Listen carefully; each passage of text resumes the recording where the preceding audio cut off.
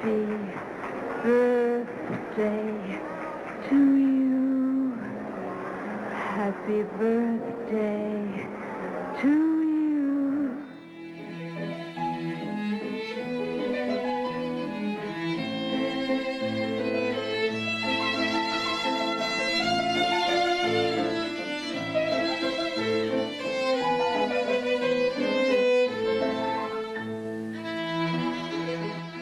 Welcome back, one and all. You're tuned in to Cineversary, a podcast that celebrates a milestone anniversary of a masterful work of cinema. Every month, we send happy birthday wishes to a different film currently observing a joyous jubilee. That's everything from a 20th all the way up to a 100th anniversary. This is your ever-faithful host, Eric Martin, creator of the Cineverse website and moderator of the weekly Cineverse film discussion group.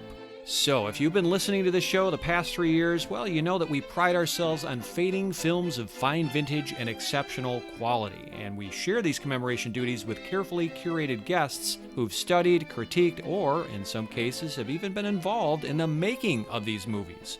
Now, our usual formula, of course, is to interview one expert every episode, and that expert serves as our guide through this cinematic birthday party. Well, this month's motion picture is so big, so beloved, so significant that we couldn't possibly limit our Q&A to just one person. So when you're talking about a work as weighty as Citizen Kane, directed by Orson Welles, yeah, you need multiple co-pilots to keep the conversation soaring. So for this installment, we have not one, not two, we actually have rounded up 3 guests to help us celebrate the 80th anniversary of what many regard as the best film ever made. I wanted all the bases covered, so I enlisted an esteemed movie critic, an important insider at Turner Classic Movies, and a film scholar who knew Orson Welles personally and even acted in one of his films. So this time around, my batting lineup includes Chicago Tribune film critic Michael Phillips, TCM Senior Director of Original Programming Scott McGee, and film professor, historian, and author Joseph McBride. Back-to-back-to-back interviews with 3 admired and erudite experts who will not disappoint. Michael, Scott, Joe, and I will examine why Citizen Kane is worth celebrating all these years later, its impact and legacy, what we can learn from the film today, how it stood the test of time, and much, much, much more. This is definitely our most jam-packed episode yet, and there's lots of great information, insights, opinions, humorous anecdotes, and fascinating stories you've never heard before about both Kane and Welles to share with you. So sit back, strap in, and enjoy the ride. But first, as is customary on Cineversary, we need to set the proper scene. So let's learn a little more about RKO production number 281, as it was eponymously referred to at the time of its making, compliments of Wikipedia. Citizen Kane is a 1941 American drama film produced and directed by Orson Welles, who also co-wrote the screenplay with Herman Mankiewicz. The picture was Welles' first feature film, and it's considered by many critics and filmmakers to be the greatest movie ever made. Citizen Kane was voted number 1 in 5 consecutive British Film Institute Sight and Sound polls of critics, and it topped the American Film Institute's 100 Years, 100 Movies list in 1998, and then it topped it again in its 2007 update. Nominated for Academy Awards in 9 categories, it won an Oscar for Best Writing for Original Screenplay, and it's also been praised for Greg Toland's cinematography, Robert Wise's editing, Bernard Herrmann's music, and its narrative structure, all of which have been considered innovative and precedent-setting. This quasi-biographical film examines the life and legacy of Charles Foster Kane, played by Welles, a composite character based on American media barons William Randolph Hearst and Joseph Pulitzer, as well as Chicago tycoons Samuel Insull and Harold McCormick, and aspects of the screenwriters' own lives. Upon its release, Hearst prohibited the film from being mentioned in his newspapers. Now, following the Broadway success of Welles' Mercury Theater and the controversial 1938 radio broadcast of The War of the Worlds, Welles was courted by Hollywood. He ended up signing a contract with RKO Pictures in 1939. Although it was unusual for an untried director, he was given freedom to develop his own story, to use his own cast and crew, and to have final cut privilege. Following 2 abortive attempts to get a project off the ground, Welles wrote the screenplay for Citizen Kane, collaborating with Mankiewicz. Principal photography took place in 1940, and the film was initially released on May 1st, 1941, and then again to a wider audience later that year on September 5th. Even though it was a critical success, Citizen Kane failed to dazzle at the box office, although after counting receipts from re-releases, it's estimated to have garnered $1.6 million, which was nearly double that of its $839,000 budget. The film faded from view after its release, unfortunately, but it returned to public attention when it was praised by French critics such as André Bazin and re-released in 1956. Citizen Kane was selected by the Library of Congress as an inductee of the 1989 inaugural group of 25 films for preservation in the United States National Film Registry for being culturally, historically, or aesthetically significant. As of right now, the movie tallies a 99% fresh rating on Rotten Tomatoes. Interestingly, it was 100% until an older negative review recently surfaced, and a stunning 9.7 out of 10 average critical score on Rotten Tomatoes. Now, that Wikipedia recap only skims the surface of this multi-layered movie, its making, and its post-theatrical life over the 8 decades since its debut. You're going to learn a lot more about how Kane was made and what makes it tick in the forthcoming interviews, so sit tight. Before that, however, let's perk our ears to the original trailer for Citizen Kane. Lights! Give me a light.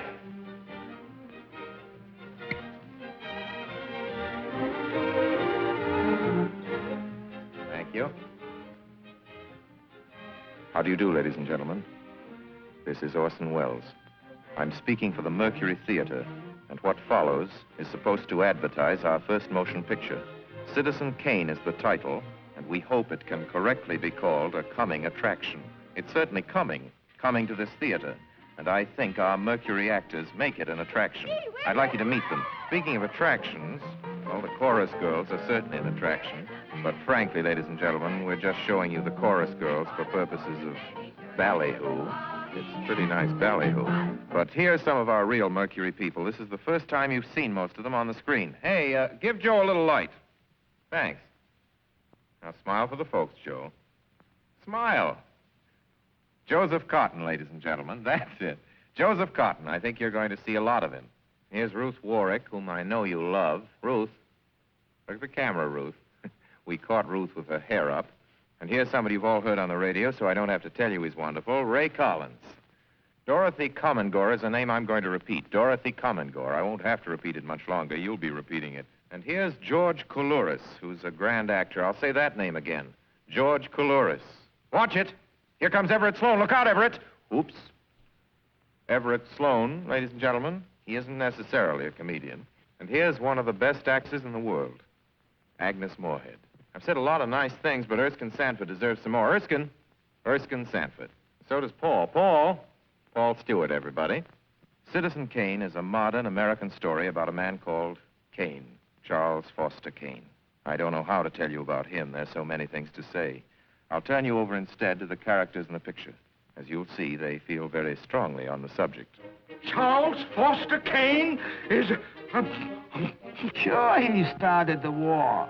But do you think if it hadn't been for Mr. Kane, the United States would have the Panama Canal? Charles Foster Kane is nothing more or less than a communist. Kane, governor. Listen, when the voters of this state and Mrs. Kane learn what I found out about Mr. Kane and a certain little blondie named Susan Alexander, he couldn't be elected dog catcher. I'm going to skin Mr. Charles Foster Kane alive. I'm going to marry him next week at the White House. Emily, I hear you've been stepping out with Charlie Kane. Of course I love him. I gave him $60 million. Well, of course I love him. He's the richest man in America. That's what all the girls say about him at first. But you know, I can't help but admire him. He's crazy. He's wonderful. Ladies and gentlemen, I don't know what you'll think about Mr. Kane. I can't imagine. You see, I play the part myself. Well, Kane is a hero and a scoundrel, a no-account and a swell guy, a great lover, a great American citizen, and a dirty dog. It depends on who's talking about him. What's the real truth about Charles Foster Kane?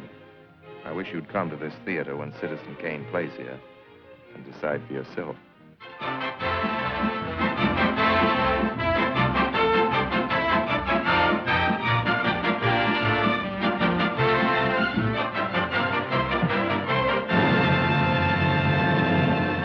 All right, prior to raising the curtain on our guests, a quick heads up, folks. Michael, Scott, Joe, and I, we're going to be taking a detailed tour of Xanadu in our forthcoming discussions. In other words, prepare yourself for spoilers. So if you've arrived here out of curiosity and you haven't yet seen Citizen Kane, it's okay. We forgive you. And your classic movie fan badge won't be confiscated. But before we can absolve you of this egregious sin, please stop the podcast right now, go watch Citizen Kane, and return to us at this point. Okay, everybody back now? It's full speed ahead and on to our first guest. We have a very special guest joining us this month to help us celebrate the 80th anniversary of Citizen Kane and better understand why this movie still matters. It's Chicago Tribune film critic Michael Phillips, who I've learned shares at least one commonality with Orson Welles. Both were born in Kenosha, Wisconsin. Michael, welcome to Cineversary. Thanks for having me, Eric. Did you ever go back to your hometown, and are there shrines to Orson Welles back there?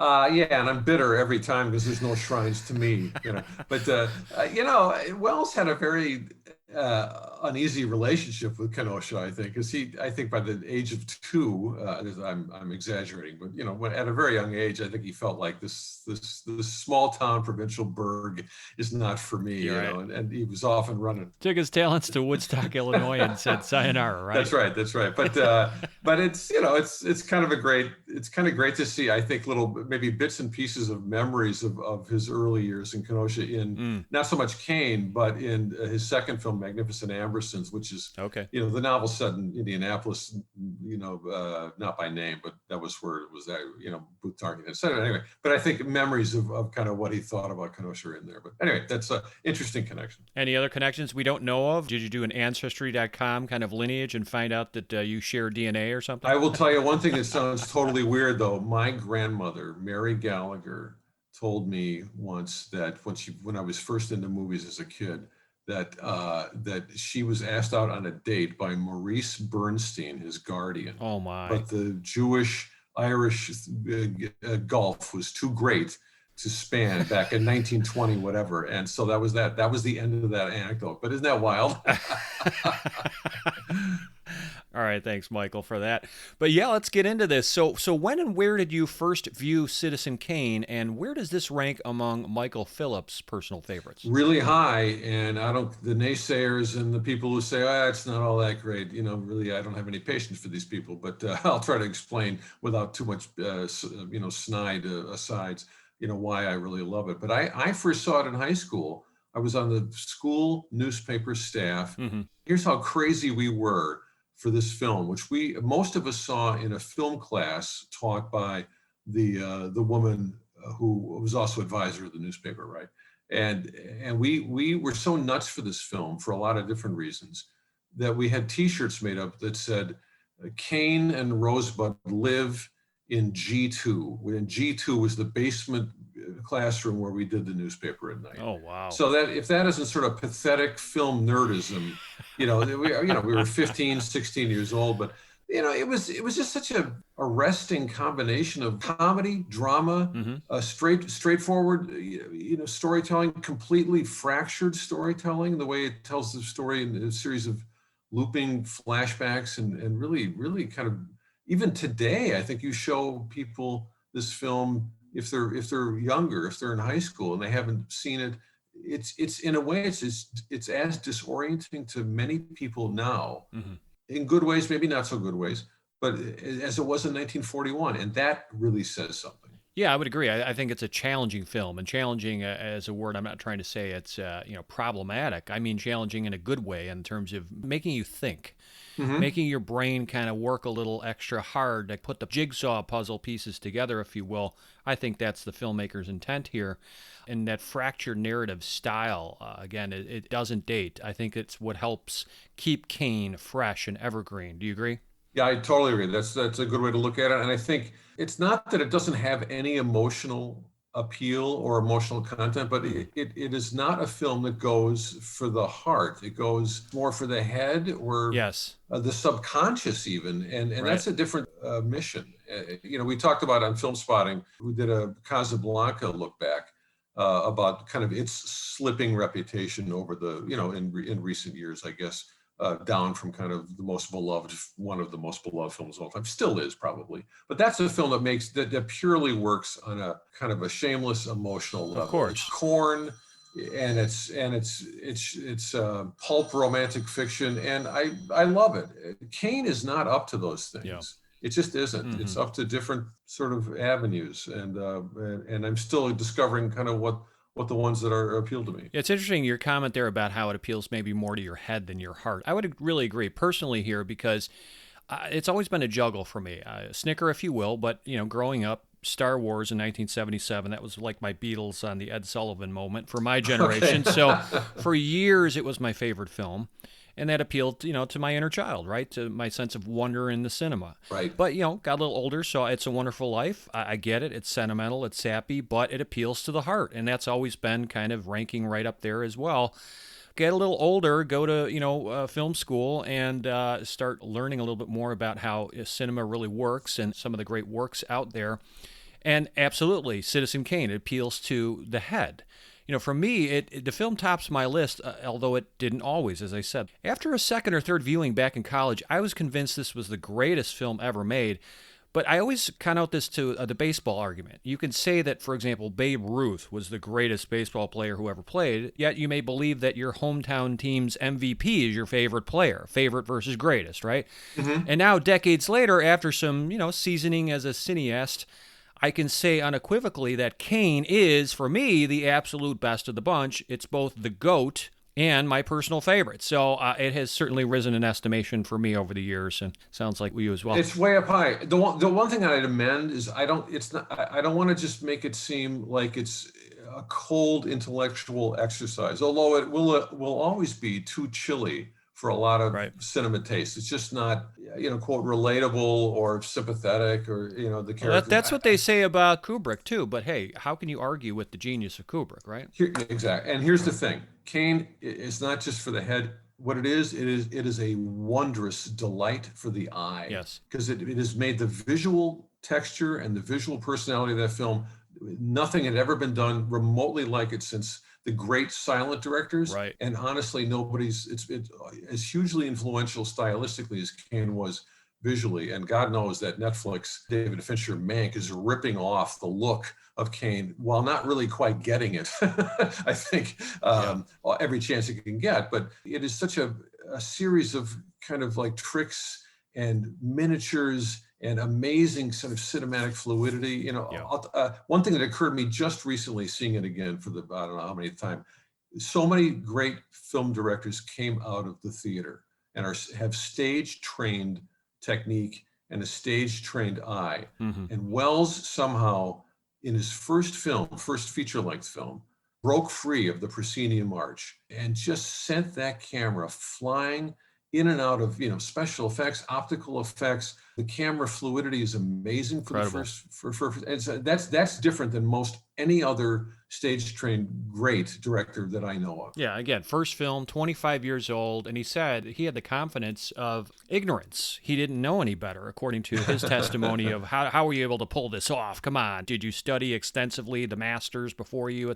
No, he just basically said, if I knew too much, I probably would have been trepidatious about it. But the fact that I didn't know anything, if you believe what he says, it just led to increased confidence. So it really is an astounding achievement when you consider his age, what you said. He came from the theater.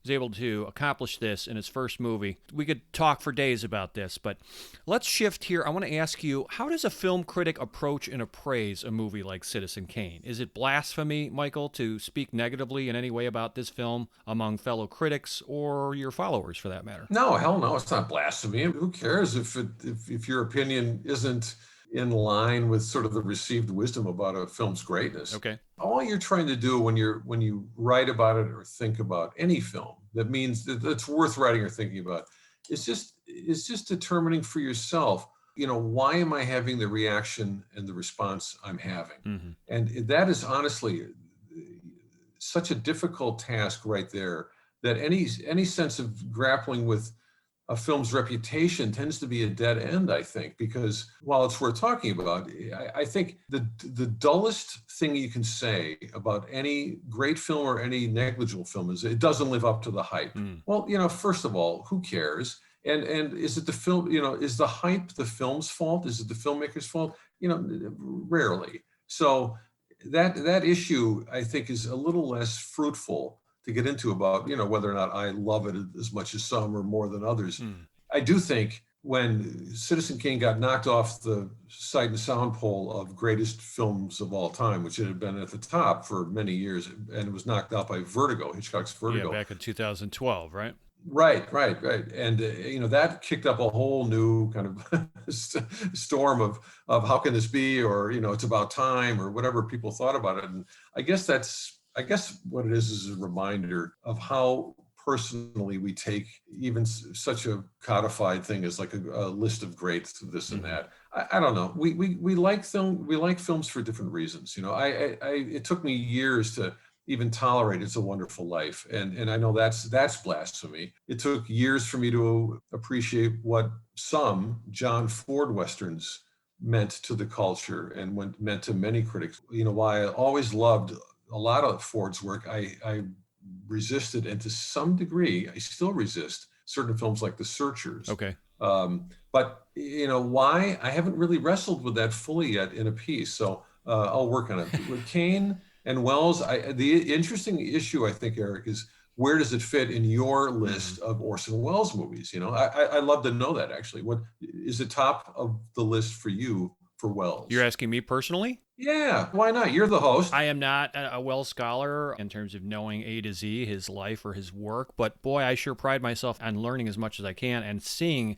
I think I've seen almost every one of his feature films by now, and he only has, 13 to 15, depending on how you count some of these, like The Immortal Story. But yeah, no, there's no question about it. I'm intrigued by TCM and that documentarian trying to find the lost cut of The Magnificent Ambersons, something we may never know if it would have been better, if it would have been the Holy Grail, even better than Kane, possibly. But let's assume that never happens and it's never unearthed. Citizen Kane will stand as the ultimate testament to the genius of Welles and his collaborators. I don't want to diminish Mankiewicz or anyone else who worked with him, of course. But right up there, I got to tell you, and this is a recent discovery, something that passed my wheelhouse for so many decades, but Falstaff or Chimes at Midnight is just a fantastic movie. And I know some experts, including I think Bogdanovich, have said, that is, they think, his best work. So it's always due for a reappraisal, but I don't think you can go any loftier than Kane as far as Welles' filmography. And it's not a very extensive filmography, let's face it. It's not like he made 50-plus pictures like Alfred Hitchcock, but it's an easy answer for me. Yeah. How about you? I love it. It holds together. It's the movie he wanted to make, it's a miracle that RKO gave him that kind of carte blanche, just based Amazing. on, but I will say this, there are individual shots and sequences in Magnificent Ambersons that I think reveal an even greater artist than anything in Kane does, which is amazing. I think the emotional content of Chimes at Midnight, which is, uneven, God knows, and is full of patchwork, audio, dubs and all kinds of things, but the emotional content and the betrayal at the heart of that of Prince Hal and his Falstaff, that's some of the truest, clearest, most moving emotional content he ever dealt with. No question. It could be his best performance in the movies he's directed, too. Good point. Yeah, good point. Not a funny Falstaff. If Pauline Kael was right on this point, not a funny Falstaff, but a really a wise and moving one. And that's a good trade. Yeah, absolutely. Michael, you're a longtime journalist. How does Citizen Kane play as a newspaper film or a movie that depicts the media? Well, this is the great thing. I mean, as I told you, I fall in love with this thing at age 15 or 16, and we have if you're working on the school paper in high school in 1977, and somehow this movie from 1941 says, it speaks to you, and so honestly, it's because of that great line where he says, "I think it would be fun to run a newspaper," and he inspires the ire of Thatcher, which we just love. Thatcher breaks the fourth wall and looks directly at the camera, and a couple of occasions says he's exasperated by that line. Nobody could sputter like that actor. I mean, just amazing. The Pauline Kael essay, Raising Kane, is full of factual, dubious territory, and all about kind of the, whether or not Mankiewicz or Welles, or who really had the predominant authorial hand in the screenplay. And of course, this is argued, all the way through the David Fincher film Mank, but it does belong to a newspaper movie tradition. Yes. And it just happens to be kind of the earnest melodrama about the role of newspapers or the media in cultural life, American life, or just one man's destiny. It's got a lot of the early scenes, especially the flashbacks. They really go back to the beginning of how Wells takes over the Enquirer, and is this sort of weird combination and just ever oscillating combination of high-minded principles and complete craven self-interest. And that's why the Kane character remains, I think, today such a tantalizingly ambiguous and rich enigma. He's not one thing or the other. Yeah. And really, even the people who didn't respond in the press to Citizen Kane back in 1941 really were astounded by what Wells could do at age 25, as you mentioned, very young, kind of like brilliantly delineating every period of that guy's life from young man to old man. And at heart, it's a newspaper movie. It's also like a really weird Gothic newspaper movie, just because it's got such a kind of a weird Gothic overtone with Kane and down in Xanadu, those scenes, the kind of bookend the film. Right, even Baroque, you can call it. Baroque, absolutely. And it's not, and people were just kind of, reading the Chicago Tribune's review back in 41, which is one of the most negative written, no comment. They just were creeped out by the whole sinister atmosphere and aura of the film. And of course, that's, for me, part of the appeal. Yeah, I'm actually astounded. I know the movie has made headlines recently just in terms of Rotten Tomato has uncovered a negative review that notched it down from 100%. That's the one. And was it the Tribune one? Okay, it's interesting. Without actually reading further into the story, it made me think, well, I'm surprised as much controversy as this movie garnered back in the day, I'm amazed they haven't uncovered more negative reviews about it, just because it would have been controversial back in 1941. Just even among the, the cognoscenti, among the film literati, and among the critics and reviewers of the time. And there had to be plenty of them. There were many, many newspapers back then. But not doing the digging on my own, I wouldn't know it. So anyway, I'm just amazed that there aren't more of these reviews that might be uncovered in the future. Anyway, thanks for that answer. I was very curious what your take was as a newspaperman, of course. So, yeah, has the public's opinion of Kane or its filmmakers involved, including, of course, Orson Welles and Herman Mankiewicz, as we talked about, has this opinion changed much over past years? And I want to dovetail that with your talk about Mank, for example. Do recent movies or books or other works about Kane or Welles elevate or diminish the film or its collaborators in any way, whether fairly or unfairly, Michael? Well, Mank is a real good place to start there, just because it was nominated for 10 Oscars most recently. Sounds right. Yeah. And won, I believe, 2, which is one more than Citizen Kane won, which makes me sleep a little less well at night, but I'll get over it. So I do think that film, for one, is probably simply the latest slightly maligning portrait of Orson Welles, and in the case of Mank, that's a Valentine to Herman Mankiewicz, who, no question, was, I'd say, the primary script author. And there's little question that Welles and he rewrote that script, and then Welles probably had the last word on that rewrite process, a slightly different direction. There's also no question that script was unwieldy and really long when it was still titled American. That's right.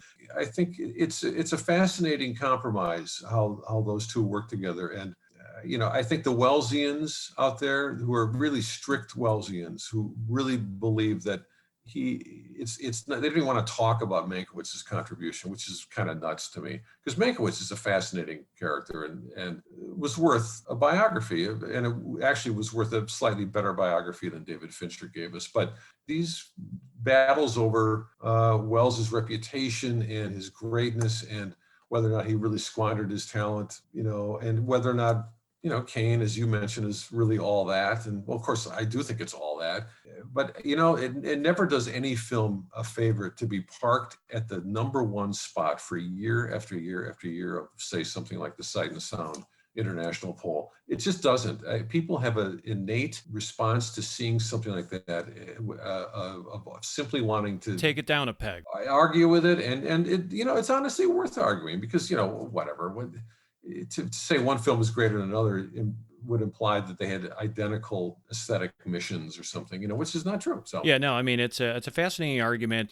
It just begs the question, how will the future look upon Orson Welles? How will future generations view a figure like him, just in terms of how subsequent movies, biopics, works like Mank, for example, how they treat him, as well as his collaborators, fairly or unfairly? I guess the jury is still out, and we'll just have to keep an eye on that, and it'll be an interesting kind of watch, just in terms of how people assess or reapprise not only the man, but also the movie. absolutely.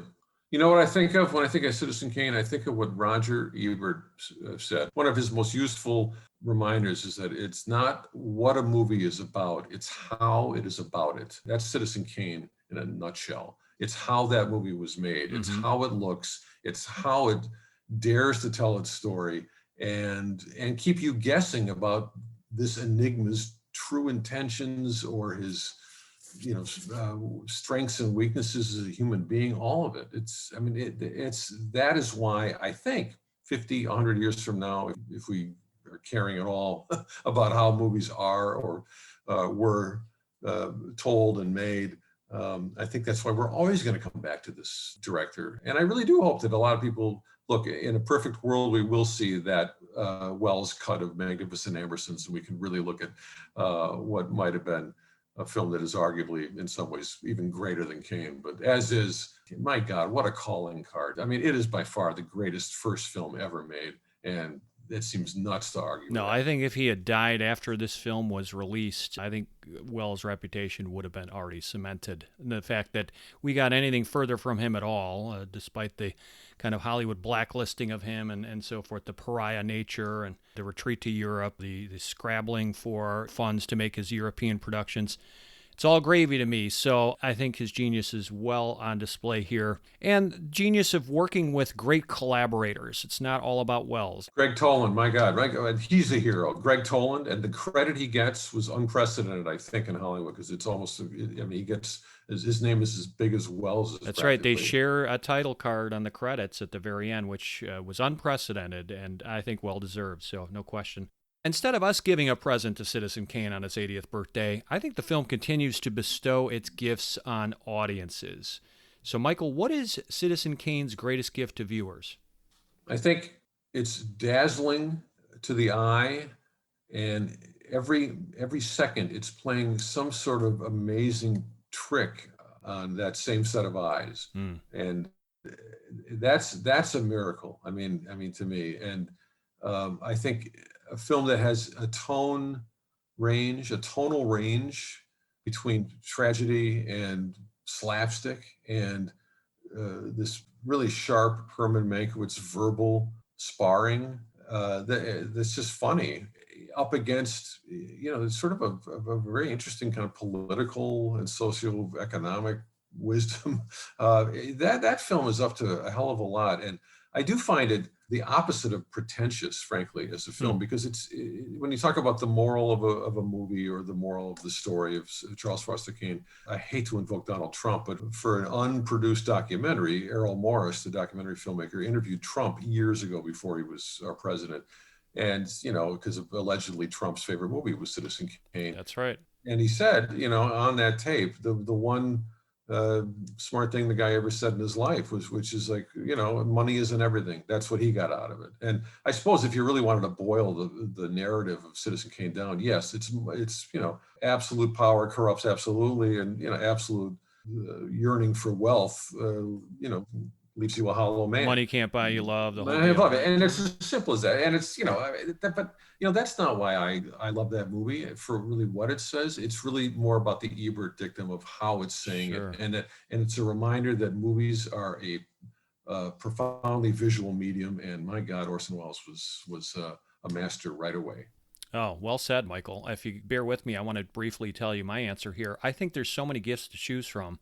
But one of Kane's most important gifts, for me anyway, is its limitless rewatchability factor and the degree to which it rewards repeat screenings. So despite seeing Kane probably, I would estimate, 25 plus times in my life, I discover something new every single time I revisit Kane. So example number one, I watched it this past couple days. I noticed for the first time the wink wink that Wells is having with his audience when, with his first speaking line in the film, and this occurs during the newsreel sequence early on, he says, quote, "Don't believe everything you hear on the radio," unquote. And I've long been a fan of Orson's stellar work on radio in the 1930s through the 1950s, and you'll recall that he was given the keys to the kingdom by RKO by virtue of his prowess as a storyteller on radio. Remember, he thrilled most of the nation with his infamous War of the Worlds broadcast in 1938. So this was the first time I really made that connection and truly appreciated that line. So that's a good example of how rewatching even movies you think you've seen to death, you'll uncover so many new treasure troves. Example number two, Michael. When Kane loses the election for governor, Bernstein has the Inquirer run the alternate headline, "Fraud at Polls." Well, of course, that takes on a whole new resonance in 2021 after our former president and his supporters and the right-wing media claimed the same thing in our most recent election. So it makes Kane feel oddly prescient and ahead of its time. But, beyond relatively trivial examples like these, each time I take that trip back to Xanadu, Michael, I find myself pulled into that Wells web and then intrigue by the many mysteries woven into Citizen Kane, complements of that ultra-sophisticated narrative. And I want to close this by just quoting who you mentioned earlier, Roger Ebert. He said in his great movie essay on this film, "Its depths surpass understanding. I have analyzed it a shot at a time with more than 30 groups, and together we have seen, I believe, pretty much everything that there is on the screen. But the more clearly I can see its physical manifestation, the more I am stirred by its mystery. The structure of Citizen Kane is circular, adding more depth every time it passes over the life of Kane." Mighty good. Yeah, that Roger could really write. No, he's sorely missed. I didn't appreciate him at his time, but boy, in catching up on his works posthumously, he was one of the greats. All right, anything you're working on that listeners should check out? You got any projects in the works or upcoming reviews that people should keep on their radar? Yeah, I WFMT.com, which is the local classical station, every 9 a.m. on Saturdays, Central Time, show called Soundtrack. And I've played plenty of Bernard Herrmann music over the weeks and years from Citizen Kane and other films. But we do that every week. And I've guest on Film Spotting with Adam and Josh sometimes. And such a great show that is. Great. It's fun to do it with them, and it's extra fun to lose or come in third almost reliably every damn time I do the trivia spotting. That's right. I had the pleasure to have Adam as a guest on my show a couple of years ago, so it was fun to catch up with him. But I did not know about that WFMT show. Is that, 9 to what time? It's 9 to 10, and then my segment of it, which is usually 10 minutes right at the top. So just, tune in at 9 Central Time, and, I'll give you 10 minutes of good listening. Oh, that sounds like a lot of fun. I will check that out. Hope the listeners do too. Michael, anything further you wanted to add before we close the book here from the Thatcher Library? That's right. If only the libraries today, Eric, had that kind of lighting, had Greg Tolan to light them. Incredible, right? And it's just so sparse, so much negative space. There's nothing on the walls. It's just a big mausoleum. And then you got the statue of Thatcher out front. Oh, it's just a tour de force of visual aesthetics. No, it's great. Fantastic. Also, if they want to check out reviews, please go to chicagotribune.com/movies. Awesome. All right. Thank you so much for your time, Michael. And we will continue to read and to listen for your appearances on Film Spotting. Thanks, Eric. It was fun. Always fun chatting with a renowned movie critic and one from my neck of the woods to boot. Our gratitude to Michael Phillips for joining us this month. And now on to special guest number 2. Well, I'm thrilled to welcome Scott McGee, Senior Director of Original Programming for Turner Classic Movies. Scott, so delighted that you've agreed to appear on our Cineversary podcast. I'm delighted to be here, Eric, and I really do appreciate the ask. Absolutely. When I knew that we were going to be spotlighting Orson Welles and Citizen Kane, the first thing I thought I've got to try someone at Turner Classic Movies, and your name came highly recommended. So, again, thrilled that you said yes. Thank you. Yeah, absolutely. When and where did you first see this film, Scott? What's your relationship with Citizen Kane, and is this one of your personal favorites? Well, I would say that my relationship with Citizen Kane is in a lot of ways a microcosm of my relationship with cinema itself. I mean, I started watching classic films when I was a kid, probably around 7 or 8 years of age, where I discovered non-Citizen Kane cinema like Abbott and Costello, Tarzan, Martin and Lewis, and a lot of that stuff, and it just sort of begatted a lot of different rabbit holes that I went into.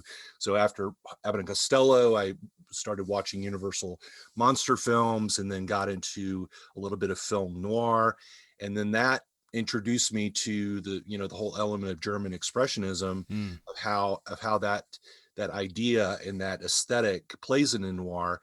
And of course, if you're going to talk about German expressionism, you're going to run across Citizen Kane.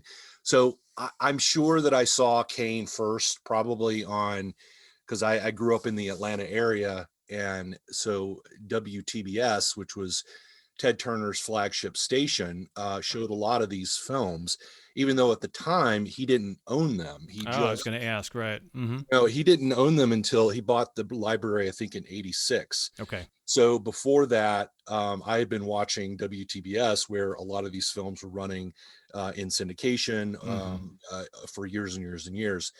So I'm sure that I first saw it then. But then in the boom time of 1986, when my parents first got a VCR, I discovered Kane through VHS. And awesome. Yeah, I got to say, that was the first VHS I ever bought, VHS tape. Like, I had recorded plenty of stuff on TV, but as far as an actual purchase, it was Kane. So yeah. I can relate. Yeah. Yeah, so even back then, I would consider myself a big film buff, but I was in no way a student of film yet. I had I'd picked up some books here and there, but I wasn't really into the studious nature of film history. I just loved watching movies, mainly because it was I wasn't a shy person. I mean, I was fairly popular in school, but there was something about black and white movies that suggested your own little world, and it was just sort of something that none of my friends were talking about. And so I kind of enjoyed that exclusivity of classic film. But anyway, once I got into high school and into college, I started to take film more seriously as a possible profession. What could I do with this love of cinema? I had aspirations of being a movie maker, but for one reason or another, my focus in college, I went to Georgia State University. It became more about the study of film. And in that way, I was able to look at Kane and the Orson Welles cinema more closely. Okay. And really appreciate why it's considered the greatest movie ever made. Is it my favorite movie of all time? No. But it is one of my personal favorites. It's a movie that when I see it, it's a lot like Vertigo. Every time I look at Vertigo and Citizen Kane, I see something different. I see something new. And so it's always giving of something. Totally agree. And that was a nice segue. I know you broached this, but as a formal question, I was going to ask you, why is Kane worth celebrating 8 decades later? So, Scott, why does it still matter? Can you put your finger on it? I think that Kane is emblematic of what the Hollywood studio system was capable of doing. There are far other productions, such as Gone with the Wind or Casablanca, that are much more formal in how they made motion pictures, how the Hollywood studio system made motion pictures.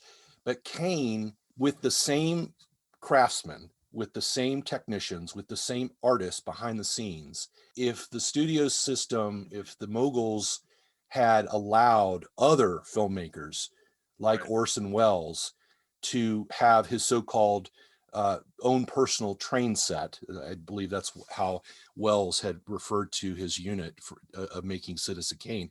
If they had allowed all these other filmmakers that much freedom, that much creative expression, what would they have come up with? Amazing to think.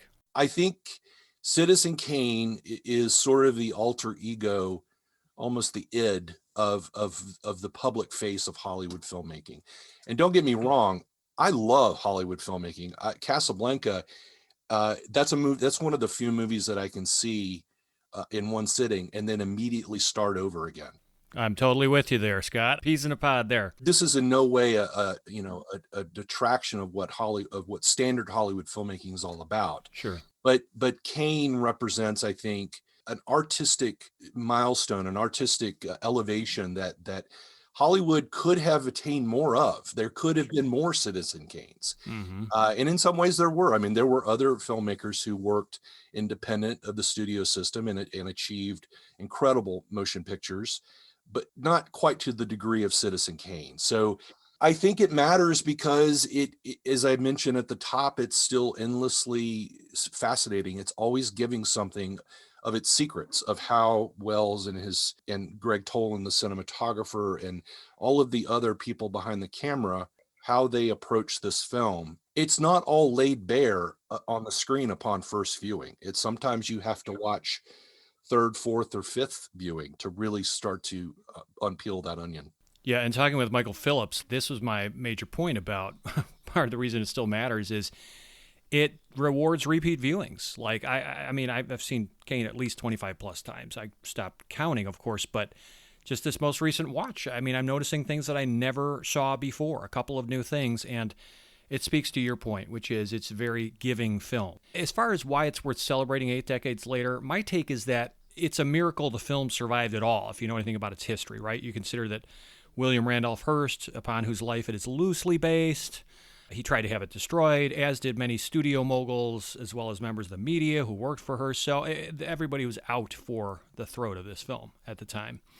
And I think it's also worth commemorating because it demonstrates how precocious talent and youthful exuberance can change cinema. Amazingly, Kane is the work of a first-time filmmaker. Orson Welles was only 25 years old at the time of production. 25 years old! I think of myself at that age. I had my head up my butt, right? So it's just incredible to think what someone that young and precocious could do. Now, of course, he was the boy genius at the time, and he had a lot of enemies with that title that came with it. But Welles did impress RKO Studios so much with his Mercury Theater on the Air radio broadcasts and his ability to garner public attention that he was given carte blanche creative freedom to make whatever kind of movie he wanted.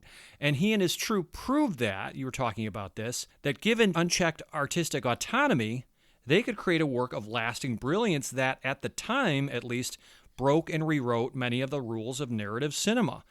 The problem was he drew the ire and jealousy of Hollywood with this unprecedented hubris, as was interpreted by a lot of his peers, and it nearly bankrupted RKO, and it led to a house cleaning at the studio, and eventually led to Wells' banishment from Hollywood. I mean, it's a sad story. It's a tragic story. But also, you mentioned this earlier, it still matters because of its exemplary pedigree. You consider the immense talents involved in this one production. It's got one of the greatest American directors of all time in Wells, maybe the most gifted cinematographer ever in Greg Tolan, perhaps the finest film composer of them all in Bernard Herrmann, arguably the best ensemble cast of all time, quite possibly the finest original screenplay of all time. So Citizen Kane may be greater than the sum of its parts, but my issue is that those parts are each pretty great. I think the pedigree speaks for itself. Yeah, I totally agree. And there's something you had said earlier about Wells coming from radio. This is a good example where, as somebody who is new to film, who had never made a feature film before, is able to change cinema. And yes. I think Kane matters today, why it's still worth celebrating, because we can look at how artists and filmmakers who originated in other disciplines still have the power to come in and bring a new perspective and a new way of doing things that is original and is fresh. You know, think of Jordan Peele with Get Out, his directorial debut. That's a great example. Jordan Peele was not known as a great filmmaker. Mm-hmm. He had appeared in movies, of course, television shows, and primarily as an actor. And then lo and behold, he comes out with a genre redefining horror film that, is going to be in the books for, forever as being a key film in the horror cycle. So, not saying that Jordan Peele is Orson Welles. Sometimes Orson Welles wasn't even Orson Welles. But there are other areas too where a wonderful film that I just adored called 8th Grade, Bo Burnham. He was primarily a blogger, would post videos on YouTube, and he creates this feature film, a really sweet overlooked film from 2 years ago. It just underscores the fact that you don't have to be a film school graduate to make a lasting motion picture, to make change in film. You have to be somebody with a vision. And I think that in a lot of ways, Wells's film is sort of the grandfather of independent cinema, of making something lasting. Even though you may have pissed off the studio unit, the old guard of Hollywood, but yet you still make a movie that lasts. That word independent is important because even though it's under the auspices of RKO, not technically an independent production, it's independent in the sense that they were free from the shackles of studio interference, right? So that goes a long way. The fact that, as you said, these creative people were allowed to make the movie they wanted to make without encumbrances from above, that made a huge difference. We wouldn't have the movie we have today without that kind of creative autonomy. All right, Scott, I want to ask you, of course, being with TCM, is Citizen Kane the crown jewel in Turner's library? Does the channel kind of regard this as its crown jewel? Oh, yes, of course. I think it is one of the crown jewels, along with The Wizard of Oz, Gone with the Wind, Casablanca. But certainly Citizen Kane is up there, which is interesting because I think in a lot of ways Kane is the story of a wealthy man, whose life is retold back in flashback. The whole nature of what his life amounted to, what was it worth, is very similar to the person who originally owned the film, Ted Turner, who began TCM in April of '94. That's interesting, I think Ted Turner's legacy as a businessman, as an entrepreneur, as a media mogul, as a philanthropist, is, I think, in a lot of ways, a mirror image, or perhaps the flip side to what Charles Foster Kane eventually became. But as a property of TCM, and of course now Warner Media, yeah, Citizen Kane is a crown jewel in the library, no doubt about it. But how often does TCM play this movie, would you say, in an average year? And is there still a strong demand or request for it from viewers? That's kind of hard to say.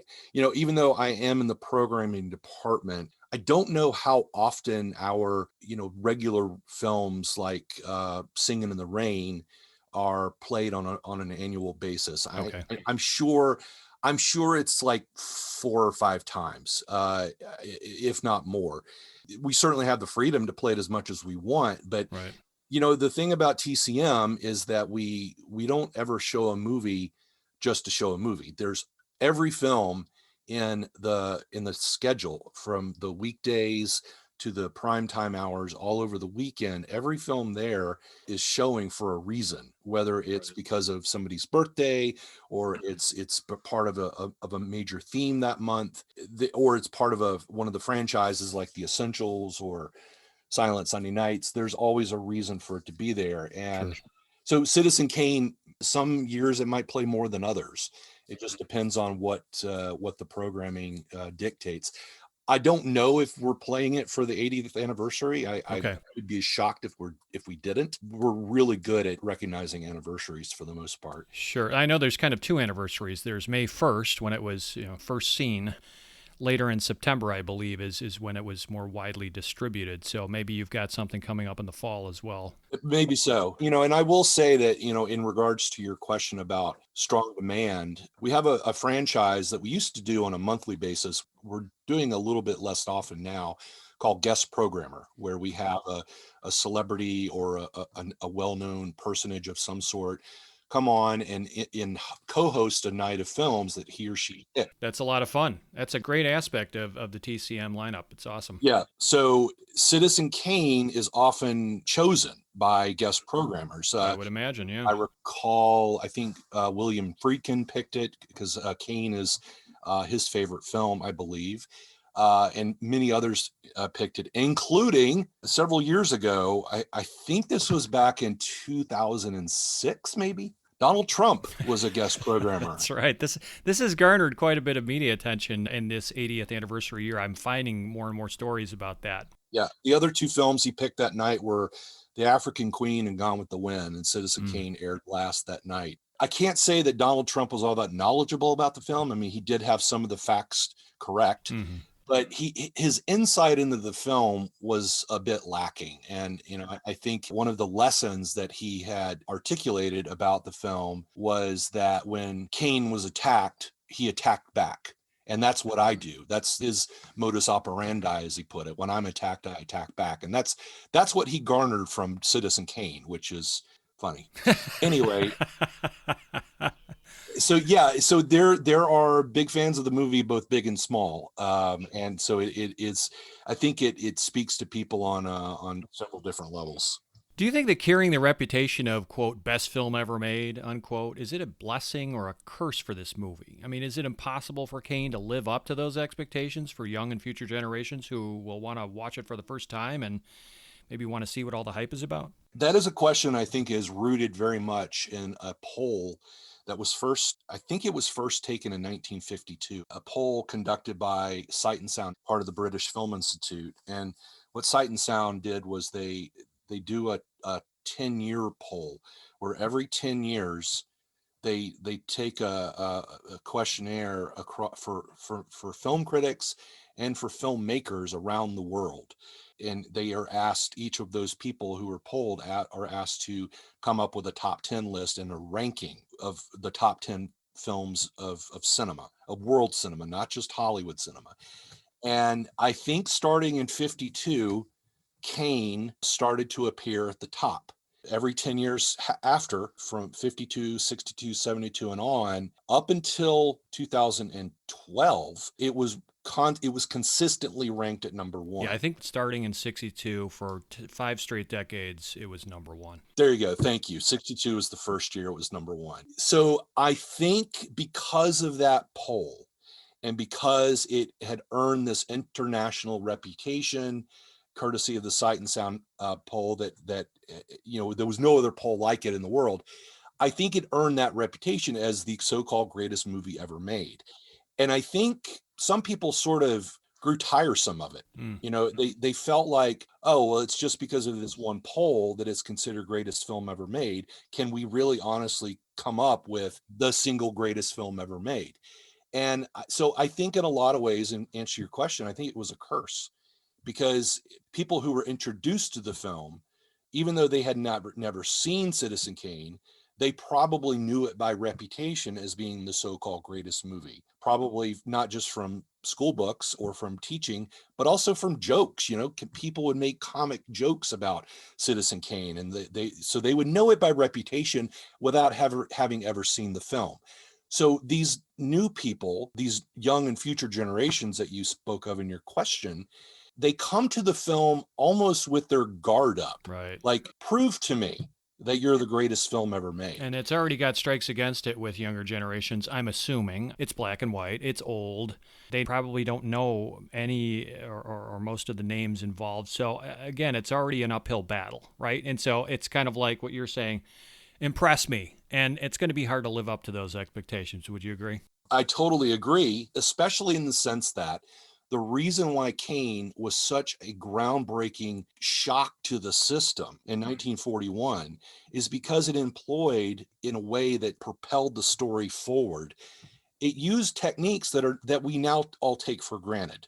Non-linear storytelling, deep focus photography, the invisible use of special visual effects and telling of the story. We all see these in cinema now. And so generations that are coming that see Kane today are unfairly looking at it as, oh, well, what's the big deal? They're not looking at it from the context of history, which is crucial to understand why Kane is important and still remains so today. So interesting. Okay, it's the 80th birthday, give or take, for Citizen Kane. And it's the gift that keeps on giving, is my contention. So what is this film's greatest gift to viewers? What would you say? Well, Eric, there's two gifts, I think. One gift of Citizen Kane is how cinema can be such a potent observer and investigator of the elusiveness of truth. That when you go about to solve a problem, or you go about to illustrate or depict an historical event or the life of a person, there is no way to truly encapsulate what that thing was all about. even though we try to tell a full 3-act structure story and come away with some sort of understanding of the narrative of who the person was or what the event was about. I think you're talking about, it's almost the Rashomon effect. And Wells talked about this at length with Bogdanovich in their famous interviews about how long before the film Rashomon came out, this was kind of a Rashomon-like film in which, you have several different testimonies from different people who know the man the story is about. And it speaks to the enigmatic nature of human beings, right? The impossibility of truly understanding someone else and the futility of attempting to decipher a life and its myriad mysteries. Is that what you're going for? I think you're telling it better than I could. I don't want to presume that, but we're simpatico here. Well, and it reminds me of the Simpsons joke about how Marge told Homer, I think that was the time that we went to see that movie Rashomon, and Homer responds, that's not the way I remember it. I knew you were coming to that punchline. But yeah, the truth, enigmatic truth of any one person's life or the historical event or the nature of even a fictional character, it can't really be fully told, but Citizen Kane, I think, revels in that, and it wears it on its sleeve that, no, you can't fully know the totality of the mystery, but the investigation, the pursuit of it is its own reward. The second thing, in 2 words, what's the gift of Citizen Kane that keeps on giving? Bernard Herrmann. Oh, yes. Bernard Herrmann's score for Citizen Kane, this was his first film score. Look, I'm sure that Bernard Herrmann would have found work in Hollywood, even if he never did Kane. But man, what a debut, and what a portent of things to come with Herrmann's work. Here. Yes. In his films with Hitchcock, in the films that he did for the Ray Harryhausen cycle, The Ghost and Mrs. Muir for Joseph Mankiewicz, and later for Scorsese. And Brian De Palma. Right. So this was a guy that has influenced so many composers such as John Williams that it's impossible to overstate how important Bernard Herrmann was to movie music. And Kane is, the music of Kane is another aspect of the film that bears its own study.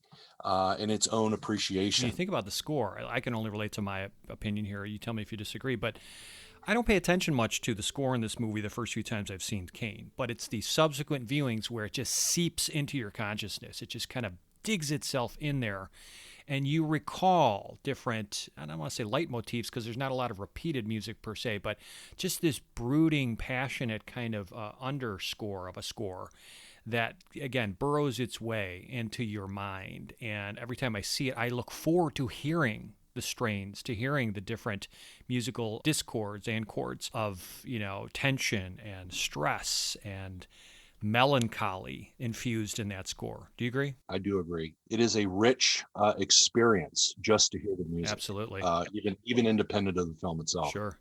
I think this was a whole new way to tell a cinematic tale in 1941. You've already touched on this, but just in summary, it employs nonlinear storytelling, flashbacks, including flashbacks that overlap or mirror earlier flashbacks. You got this puzzle-like construction in which a journalist serves as the detective-like surrogate for the audience, and the choice to center the action around a MacGuffin-like mystery that drives the plot and our intrigue. What does the word rosebud mean?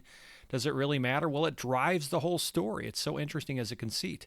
And then secondly, Scott, the inventiveness and the technical trickery with which Wells and crew were able to make you believe that anything was possible in a movie made 80 years ago, that still astonishes me.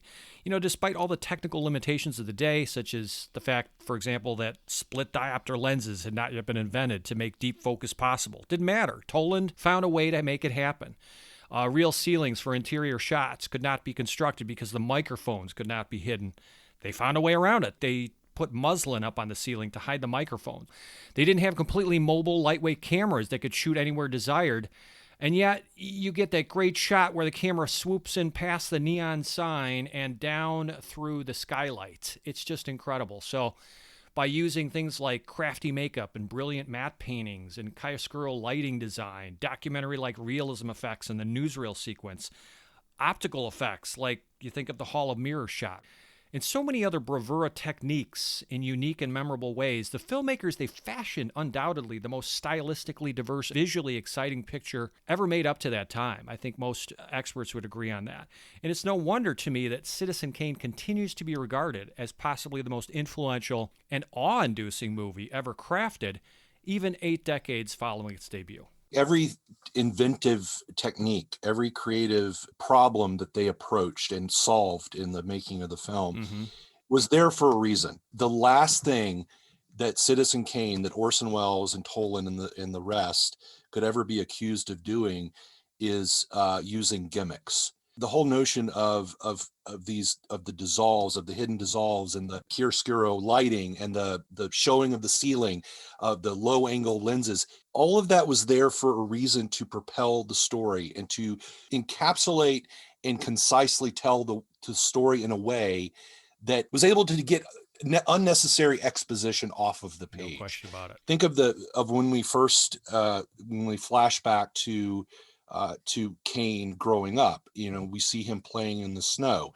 and the camera pulls back, and we see the deal that his mom and dad are making with the banker. Right. And you see his entire life being shaped without him even being in the room. You could have easily done this in a myriad different ways, but and using that dolly back and that deep focus photography, and keeping Kane in the far background in focus and foregrounding the action too, you're telling the story in a concise way that it's a shorthand. Yes. And not a lot of filmmakers know how to do that. Unnecessary exposition need not apply. So, I mean, it's a master class in filmmaking right there.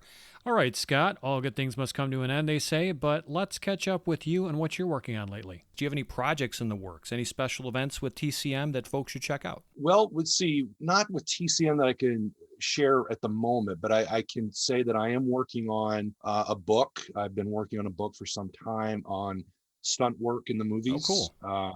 It's a look at 50 films from the silent era all the way to today, and how the stunt work in those movies, why and how stunt work is an important aspect of the filmmaking craft. It's not just about spectacle. It is a unique and worthy aspect of the filmmaking craft, as much as photography and production design is. So I'm looking forward to that. I can't say when it'll be out, but that is forthcoming. That sounds like a riveting read, so we will keep our radar peeled for that one. Thank you for the tip-off there, Scott. Thank you so much for agreeing to appear on Cineversary. We really appreciate your input and your opinions. Thank you so much, Eric. And anybody out there, you can follow me on Twitter at that's letter J, Scott McGee. Wow, always cool to have a bigwig from TCM on your Citizen Kane cheerleading squad. Props to Scott McGee for making a visit to Cineversary. Thanks, Scott. And that leads us to our third and final interview. Ready? Okay, here we go. Well, it's a treat to bring back to the Cineversary microphone San Francisco State University cinema professor Joseph McBride, a film historian who has written 3 books on Orson Welles. In addition to appearing in his film The Other Side of the Wind, and, like Welles, I've learned, he was also born in the dairy state of Wisconsin. We previously had Joe join us for our celebrations of Mr. Smith Goes to Washington and The Grapes of Wrath. Now, those were episodes 15 and 19, which gives Joe the distinction of being our most frequent guest. Hello, Joe, and a warm welcome back to Cineversary. Hi, great to be with you again. It's always fun to talk about these films that are central to our film-going pleasure and edification. And you are central to our enjoyment of them, at least at this particular episode and those previous ones I mentioned. So, first question right out of the box, Joe, I have to ask you when and where you first saw Citizen Kane. Do you recall? Yeah, I remember it well. September 22nd, 1966. Wow, you have the date. Yeah, right. I mean, it meant that much to me. I was in a film class at the University of Wisconsin-Madison. I was 19 years old, and I, at that point, wanted to be, I was already a journalist, but I wanted to be a journalist and novelist. And that film changed my life because I thought, well, no, I'll become a filmmaker and write about films. And I thought I'll make a film by the time I'm 25, like Orson Welles, which didn't actually happen. But it set me on my goal, and I decided to write a book about Kane. And then I began seeing his other films just by chance that fall. At our student union, they had a series of 6 Welles films. And so I saw Touch of Evil and The Magnificent Ambersons and some other ones, The Stranger, and I realized, oh, he's done so many other great films, and uh, Ambersons just knocked me out. That's my favorite film of all time, and I thought, well, I should expand this.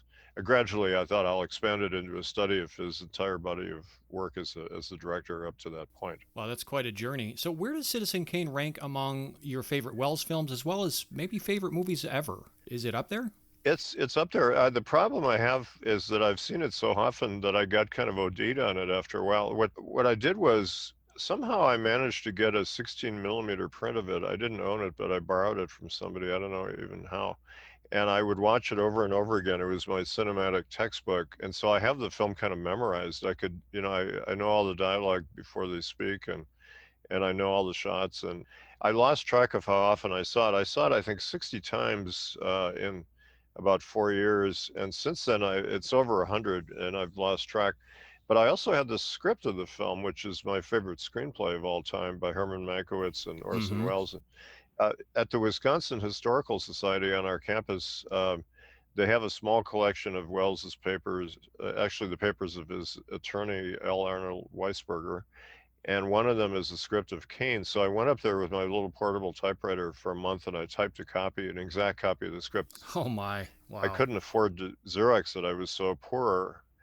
I was working as a dishwasher, and I was really broke. Talk about suffering for your art, though. Not only did you not have the benefit of a, let's say, VHS tape or the rewind button, but you were threading actual 16 millimeter film to be able to watch the movie multiple times. And then, as you say, you actually typed word for word the screenplay as opposed to, as you said, photocopying it. That is diehardism. I will give you kudos. Well, it was good training, and I got to know the script really well. It has a fantastic structure and dialogue and descriptions. And I also wanted to be a screenwriter. I was just saying it made me want to be a filmmaker. So I was teaching myself how to write a screenplay. Yeah. With the use of Kane. I was writing short scripts at first, and then I started writing longer ones. And so that was my role model. Can I read you a little thing that Francois Truffaut wrote about Kane? It summarizes what was so exciting to me about Kane. Go ahead. In 1959, which was the year that he directed his first feature, The 400 Blows, he observed that Kane consecrated a great many of us to the vocation of cineast. We loved this film because it was complete: psychological, social, poetic, dramatic, comic, baroque, strict, and demanding. It is a demonstration of the force of power and an attack on the force of power. It is a hymn to youth and a meditation on old age, an essay on the vanity of all material ambition, and at the same time a poem on old age and the solitude of exceptional human beings, genius or monstrous genius. It is at the same time a, quote, first film by virtue of its quality of catch-all experimentation, and a, quote, last film by its comprehensive picture of the world. To shoot Citizen Kane at 25 years of age, is this not the dream of all the young habitués of the Cinematheques? Couldn't have said that better, and that really captures, not only for me, but as he says, a whole generation of cineasts was inspired to enter that profession, I think, by Kane. You could probably ask any director and many writers and scholars as well as screenwriters, and they would all say that film helped break the mold for them. Another reason Kane grabbed me was it's a newspaper film, and I come from a newspaper family. My parents were newspaper reporters, and I sold my first professional magazine article when I was 12 in 1960, and I edited the school paper. So I love the whole newspaper aspect of Kane as well. Sounds like you were born and made to just be a devotee of this film and Orson Welles. Sounds like it was just in your pedigree to immediately acclimate to this, and all these great discoveries of the movie and the experience that you're relating are so savory. I just love hearing these kind of experiences. So thank you for sharing that.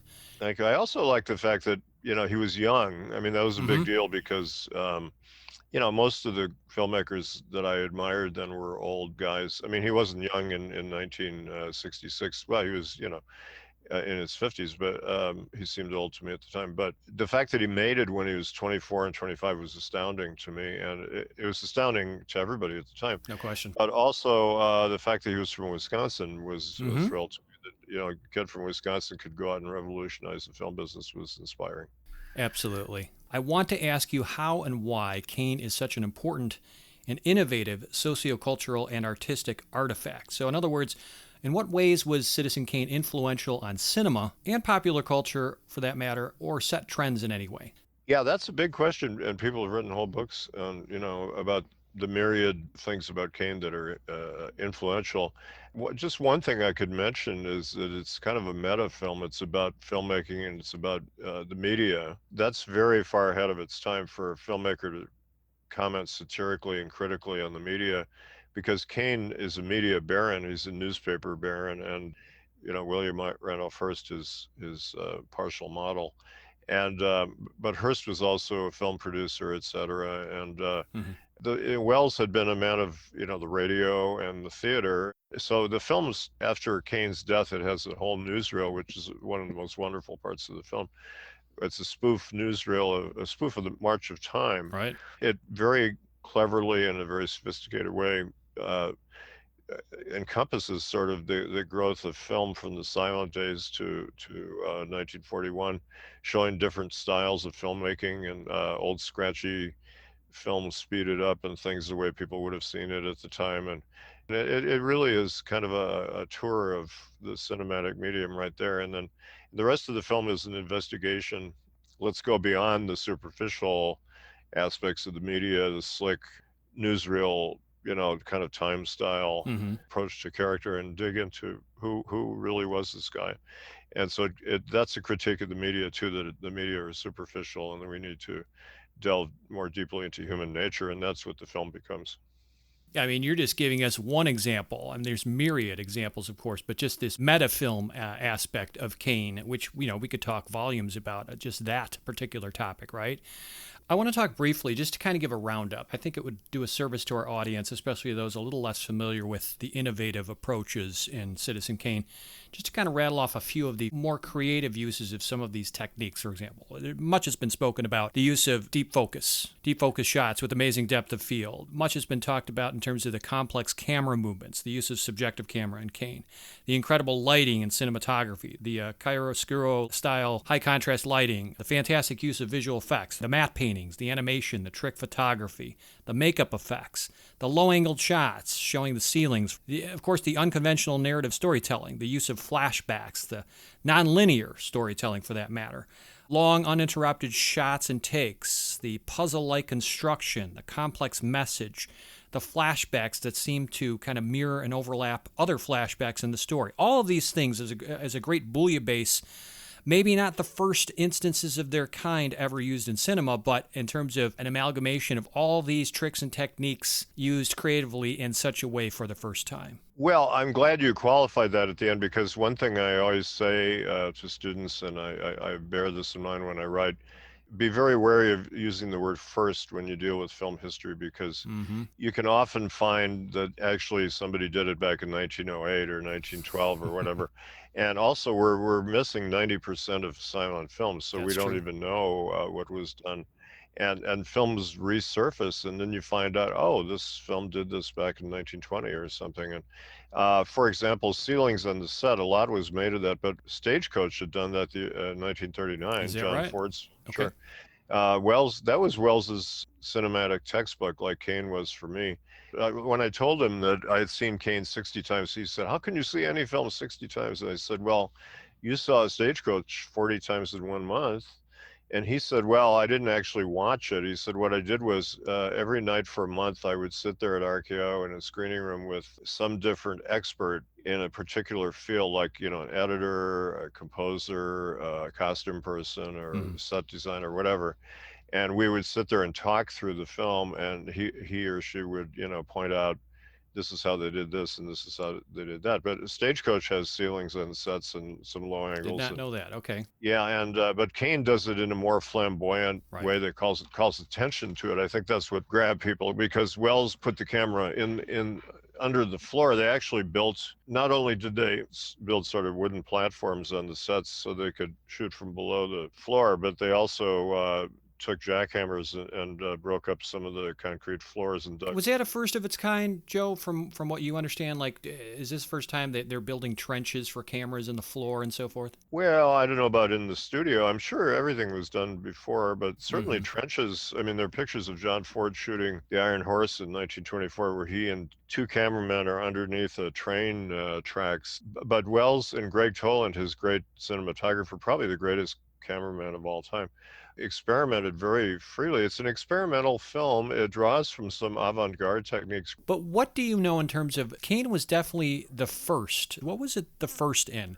For example, is this the first film to feature mirrored and overlapping flashbacks that essentially create the Rashomon effect of inconsistent testimonies? Not necessarily. For example, the film The Power and the Glory, 1933, that Preston Sturges wrote, and he was a great screenwriter. He's a friend of Wells, and it was about a tycoon, and Spencer Tracy played the part. And sometimes people think that influenced Wells and or Mankiewicz, and Wells kind of denied it, but that had an intricate flashback structure, and flashbacks were used from way back in the early days. Sure. And the real way to look at Kane is that it synthesized all these techniques in a very sophisticated way that both Mankiewicz and Wells, and certainly Toland, knew everything about filmmaking. I mean, Wells had a deep knowledge of filmmaking even at age 24, and as he shows in Too Much Johnson, his knowledge of silent film was rich, and he wanted to make a movie about the early days of silence. And when he came to Hollywood, some people were hostile to him, but the people who were nice to him were the old timers. He said they're the veterans. King Vito or John Ford, people like that were friends of him, and he got to know Griffith. And Griffith said, "I like Citizen Kane, especially the stuff he stole from me." Griffith did not do things for the very first time. There were people before him, like Edwin S. Porter, who did cross-cutting and suspense techniques. Sure. What about the claim to fame that is often given to Kane in terms of the first serious or major use of deep focus photography? Well, Toland had done that in other films too. Toland had been doing that for years, but they did it to a bigger degree. I moderated a series called Working with Wells for the AFI in the 70s, and every night we had a different person who worked with him or a panel. And one night we had a memorable event with Linwood Dunn, who was the optical printer expert in Hollywood who worked on King Kong and did amazing work. With an optical printer, you can combine images. It's before CGI. You would shoot separate images and combine them. You'd photograph them numerous times. Anyway, he did an awful lot of work on Kane, and he walked us through it. It was a fascinating evening. And a lot of what we think are Greg Toland deep focus shots in Kane are actually Linwood done with his optical printer, because some of the shots are impossible with the camera technique they had at the time. For example, when Kane is typing the bad review and Leland approaches from the background, that's a split screen that Linwood Dunn put together from two different shots that Wells and Toland did, but they're both in sharp focus. Almost everything in Kane is in focus, not everything, but he said he wanted the audience to be able to choose with their eyes what to look at. And the typical Hollywood style was to use focus to kind of show you what to look at. Like, let's look at the beautiful face of this woman, and the background to be out of focus, or whatever. And let's move over to this character, and the other characters are kind of out of focus. But Wells wanted everything to be in focus pretty much so that you could, it was a more democratic way of treating the audience, that you could see the totality of a situation. Sure, and it's also more like real life. Yeah, like real life, we have the illusion, at least, of seeing things, and so sometimes the salient action in Kane is in the far background, and then somebody will walk to the foreground. But John Ford did that with Toland in The Long Voyage Home. 1940s, a tour de force of cinema techniques. The photography is astounding in that film. And Toland had been experimenting with that technique, which required a lot of lights and special lenses and things. I'd say the thing that's most innovative about Kane, if you want to get into innovation, is the use of sound. Okay. Because he brought a lot of radio techniques into cinema. Just things like a character will say half a sentence, it'll cut to somebody finishing the sentence 25 years later, for example. Right, the editing technique there, but also he has overlapping dialogue here. Yeah, Hawks had done overlapping dialogue before him, and of course the theater, they did that, and Wells adapted a lot of theater techniques. But long takes are an attempt to kind of approximate the feeling of being at a play where you're watching a scene unfolding without editing. And actors like long takes if they're good actors, because they can really explore a character and it's not fragmented. But I'll just tell you a funny story. On the first day of shooting The Other Side of the Wind, the Wells film that I acted in for 5 years, we were doing a scene and we were overlapping the dialogue, and the sound man interrupted. He said, cut, and Wells looked irritated because you're not supposed to do that, you know. He said, what is it? And the guy says, we have overlapping dialogue. And Wells glared at him and said, we always have overlapping dialogue. And he fired the guy that day. That was his last day on the picture. Wrong thing to say to Orson Welles. Yeah. That's like saying on a Hitchcock film, hold it, we have suspense. You know? We have a MacGuffin. It doesn't make any sense. What's this MacGuffin going on here? Right. Yeah. So, you know, that was part of Wells's style, and it created a very rich and fluid atmosphere. But, you know, with Kane, part of it is a lot of people focus on technique, but themes are very important. Yeah, no question. And there's so many great themes to sink your teeth into, right? Like money can't buy you love. Kane attempts to win friends and influence people and gain adoration from the public and from Susan by spending money and, you know, purchasing things like building a costly opera house, running a newspaper with red ink on the ledgers, and pilfering the best writers from his newspaper rival. He also acquires countless statues and priceless works of art to fill the void in his life where friends and loved ones would be. So money can't buy you love, I think, is another key message. Of course, innocence lost is another theme here, exemplified by both Rosebud and the snow globe, which symbolizes something Kane lost and cannot get back, his childhood and his mother. You think about the jigsaw puzzles that Susan works on, which serve as an apt metaphor and motif for a complicated character like Charles Foster Kane. And to me, it's interesting that in a film that relies on multiple flashbacks and interviews with aged friends and lovers of Kane to tell its story, all of these narrators are kind of unreliable, and their recollections are questionable because they are, let's say in the case of Bernstein, Leland, and Susan, respectively, they're influenced by obsequiousness, by senility, and by alcoholism. Because Kane himself isn't telling his own life story, we're forced to depend on the testimony of these first-hand witnesses who are each flawed in their abilities to conjure up memories of Kane.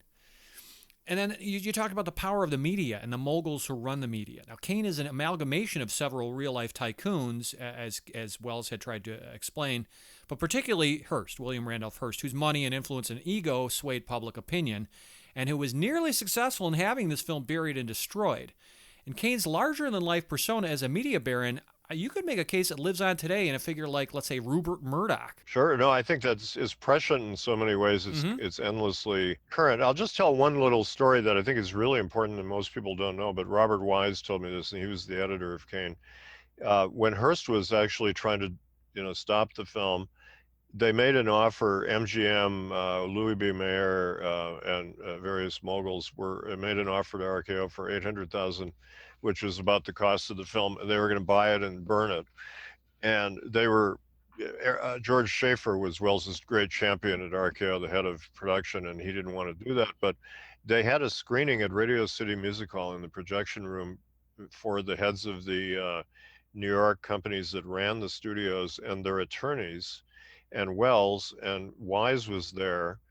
And this was going to be the meeting where they're going to decide whether they're going to release this film or burn it or what. And, you know, this is make or break. And he said that Wise said Wells gave the greatest performance of his life. He gave this great speech that the world is being attacked by fascism. Hitler and Mussolini are rampaging through Europe. And what does that tell you? The power of his persuasion, but also the voice of Orson Welles is arguably his greatest gift. So his voice there comes to the defense of the film. Yeah. And that's no small point, right, Joe? His greatest power was as a communicator on radio. I just love his work on radio. I'm not diminishing his talents as a filmmaker. He's one of my favorites. But the voice of Orson Welles could practically make you do or buy anything. Yeah. Well, I think that's a great point. I've often thought, having studied him for more than 50 years, I agree with you. His greatest talent was oratory. He was a great orator, like Winston Churchill or somebody. Think of the greatest. And he had a magnificent voice, as you say, could persuade people, and he was maybe aware of the danger of that. But in this case, he persuaded them. He talked about the freedom of the press and the freedom of expression. And he said, that's what we're fighting for. We have to preserve that. And he was so powerful in his persuasion that they said, yeah, release the film. He was holding a rosary. He was not really very religious, but he was sitting next to Joseph Breen, who was the Catholic, very Catholic head of the production code. And he was pretending to pray, and he dropped the rosary on the floor so that Breen would notice it, and he picked it up again. And he felt that clinched the case for Kane. Wells was a showman too. He knew how to play the game. It's an anti-fascist film, which is very important. Hearst was kind of a quasi-fascist figure at that time, and Wells was concerned. Wells was a progressive left-winger, and he was blacklisted later. He was never a communist, but the FBI tried very hard to find out if he was a communist, and they concluded that he wasn't. But he was promoting a lot of left-wing causes and in solidarity with labor movements and with minority group people and things that the FBI didn't like. And so in Kane, he's criticizing capitalism and great media mogul who tries to control the minds of the public and the dangers of that. And there are even scenes of Kane hobnobbing with Hitler and somebody who looks like Franco, and power goes to his head. It's about power and the corrupting force of power and the dangers of that. But one of the things Truffaut, I think, observed that Wells's films are about the fragility of powerful figures. Wells deals with paradox, that his men are tremendously powerful, but they're very fragile and weak. He has a tragic sensibility. That makes sense, yeah. The men are in danger of collapsing, and their empires collapse, as happens in Kane, and Kane becomes a rather pathetic figure at the end. So the reason he shoots those low angles, most people shoot low angles to aggrandize or valorize the character, but Wells does it for the opposite. It's ironic. He shows, like when Kane loses the election, it's the most extreme low angle. He's walking right near the camera, and he almost looks like he's going to fall over, and that's his lowest moment. And Wells is being ironic about it.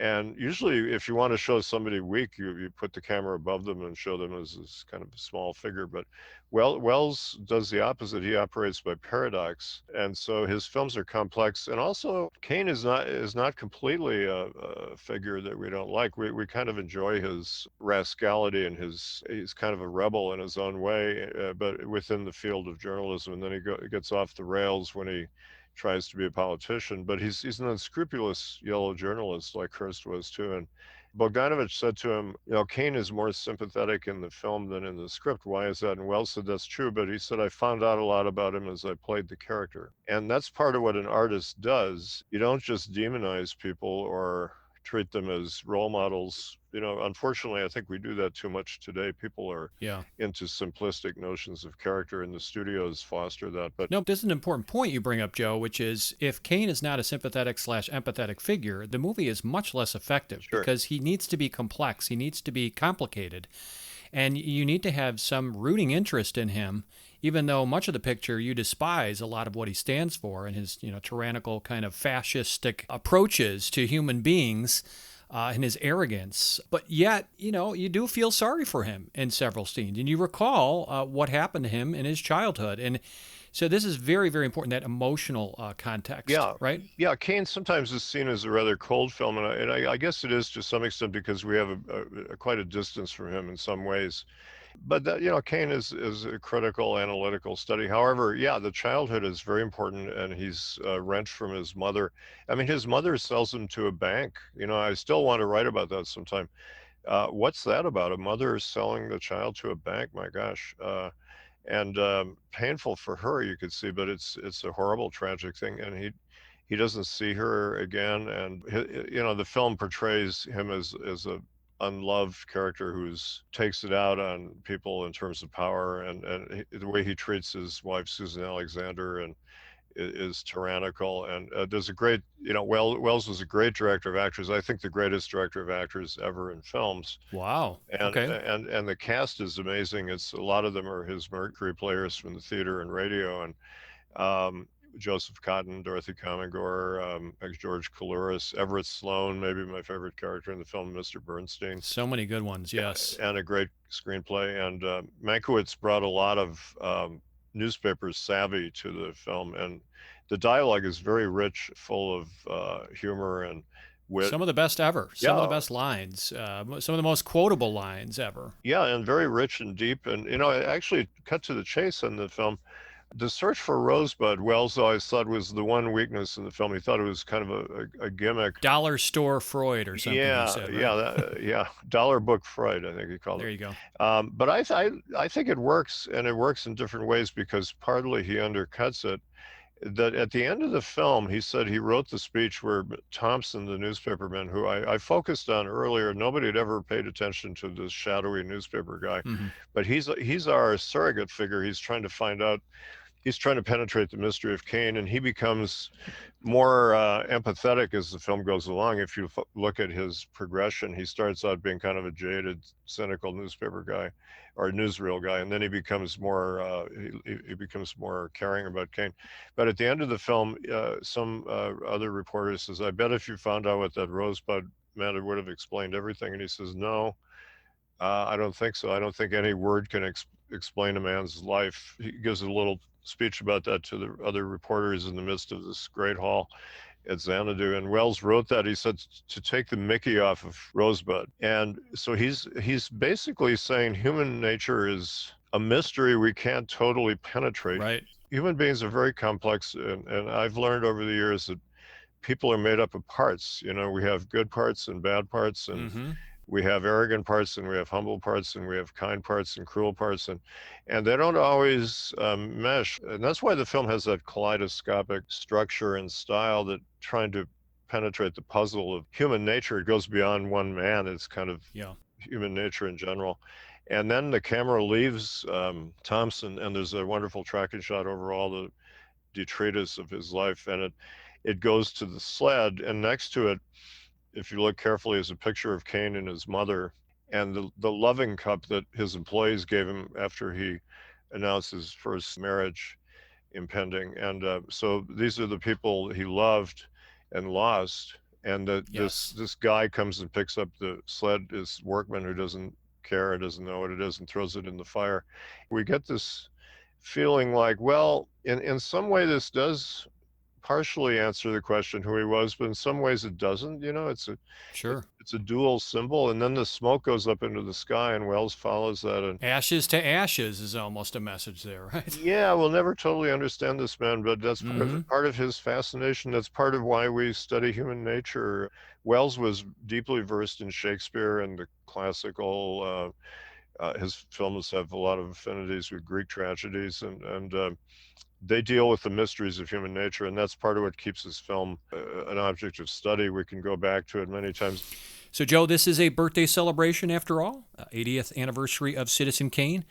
So what is Citizen Kane's greatest gift to viewers? What's your opinion here? Wow, I guess the possibilities of cinema. I mean, that's what grabbed me as a young man, and grabbed a lot of other people. If you look at this film and you show it to some young person today, 12-year-old, 15-year-old, whatever, I would think if they could get over the reflexive antagonism people have toward black and white cinema. But anyway, they look at this and they would be just full of marveling over the possibilities of the camera, and the use of narrative is breathtakingly wonderful, and the very rich and funny dialogue and the exploration of characters, and all the Wells is playful in this film, you know, with his, for example, when he looks at a picture of the world's greatest newspapermen, and then he says, "I'm going to get them," and then it pulls back, and there they are. Amazing, and then the pictures being taken. It's a magic trick, but it's just wonderful because it shows his ability to get what he wants, and I think that would appeal to new viewers, that, oh, this is just wonderful, playful use of the medium, but it expresses something about the character. And that's part of the gift. It rewards many viewings because you see new depths and details. Kane was a kind of film, whether people quite realized it in 1941 or not, that you needed to study and watch over and over again. And it didn't become a successful film commercially until the 50s, when it was reissued, because as people know, Hearst and Hollywood put up a lot of obstacles in the showing of the film. It didn't get shown in very many theaters, even though it got mostly great reviews. But so a lot of people didn't see it until the theatrical reissue in '56, and then when it arrived on TV, and that's when my generation was starting to watch movies, and that's why it became kind of a big deal in the '50s and '60s. Makes sense, yeah. Just enjoyed a second life. And then, of course, on home video and cable and television, and it's now streaming. So it's taken on many iterations in its continued lifespan. The print today, they have a good print on Blu-ray. It's not quite as good as the 16 print that I saw. There were details that you can't see anymore. Well, I heard they lost the original negative. They don't there's have some that. dispute about what happened. One story is that it burned up, another story is that it was inadvertently destroyed. But we don't have the negative, so it's not as totally sharp as it once was. But it looks good today again. And so you can see a beautiful print on home video, and there's a trailer that Wells shot for the film that's very funny. Yes, he directed it's himself. one of the great trailers ever made. Yeah. So, fortunately, we have home video. Back then, as I say, when I studied Kane, I had to finagle the print. But today, you can study films, you can pause them, you can go back and forth, and it is a textbook for appreciating cinema. I think you couldn't do better starting a film class in a high school or college than just to show Kane and just take it from there. Yeah. All right, Joe, we're eager to hear what you're currently working on. Now, you mentioned that you're updating Whatever Happened to Orson Welles. That should come out next year, right? Yeah, Whatever Happened to Orson Welles, A Portrait of an Independent Career, 2006 book, which covers his whole career. I started writing about his later work, which people don't know much about. And then I realized that to make sense of how he became a totally independent filmmaker, I wanted to study how he was actually an independent filmmaker throughout his life, even when he worked briefly for major studios like RKO. And that was part of why we value him, but also part of the problem he had, that he was so different and he didn't follow the rules. But anyway, so I've updated that book with a new chapter on the completion of The Other Side of the Wind, commenting on it, and also on Too Much Johnson and a few other things. That'll be out early next year. Awesome. From Kentucky. And I've written a book, a critical study of Billy Wilder, another of my favorite directors, as Wells called him, Wonderful Billy Wilder, he said the night before he died. It's called Billy Wilder, Dancing on the Edge. Is this out yet or coming? It's coming out in the fall from Columbia University Press. You're so prolific. How many books have you written now, Joe? 22. Wow. And you're a marathon runner. You're not a sprinter. You're doing these long form over many years, as you say. So that takes a lot of patience. Yeah, one thing I learned is when you start writing a book, it's an endless lifelong activity. When I started writing on Wells in '66, I didn't realize I'd have to keep doing it for the rest of my life, which is fine. But Wells's career is not over. He's got a whole range of unfinished films that are still waiting to come out. Let's hope they find the lost footage from Ambersons, which TCM is now aboard with. So maybe we'll get some progress there. Yeah, Josh Grossberg is going to Brazil to do that search. I was hoping to do that myself, but I applaud that he's got it together to go down there, and maybe he'll find it, and that would be an amazing find, wouldn't it? No question. Well, Joe, I appreciate you taking the time to talk with us here on Cineversary about Citizen Kane and Orson Welles. Definitely one of my favorite subjects. It was a pleasure catching up with you and hearing you wax poetically on everything about this film. So thanks again, Joe. Well, thank you for having me and for celebrating Kane. We should all do that, and I really love being on your show. And anytime you want to talk about a great classic film, I'm your guy. Yep, if you couldn't tell, Joe and I, we could have gone on yakking for days about Orson Welles and his debut film. Mr. McBride is always chock full of fascinating facts, personal recollections, and delicious details about movies and movie makers, and that's what makes him a valued contributor to our podcast. So, a heartfelt thanks again to Michael, Scott, and Joe for helping us wish a very happy 80th birthday to Citizen Kane. Instead of cluttering up our podcast with advertisements, we've decided to ask our listeners for their support. We could use your help to offset the costs to produce Cineversary, which includes expenses like podcast hosting provider fees. If you'd like to make a monetary contribution to the Cineversary podcast in any amount, large or small, we've made it safe and simple by partnering with PayPal to collect the funds. Simply visit tinyurl.com, that's tinyurl.com/donate Cineversary, and click on the donate button. Any major credit card is accepted, and the entire transaction is handled securely and confidentially by PayPal. Or if you're familiar with PayPal, you can simply send us a payment in any amount you want to cineversegroup@gmail.com, and that's spelled CINEVERSE group@gmail.com. We really appreciate your generosity. Also, I'd love to hear what you think of our Cineversary podcast. You can email me suggestions or comments at cineversegroup@gmail.com. And I encourage you to visit cineversegroup.com, the portal for my film discussion group that I launched in 2005, where you can hear podcast recordings of our group discussions and read more about the movies we study. This month's episode broke all Cineversary records for length so far. So we're going to skip standing ovations this time around and call it a show. But make your plans to join us again in June, when I'll be donning a battered fedora and embark on a whip-cracking adventure of an episode that celebrates the 40th anniversary of one of the all-time great action films, Raiders of the Lost Ark.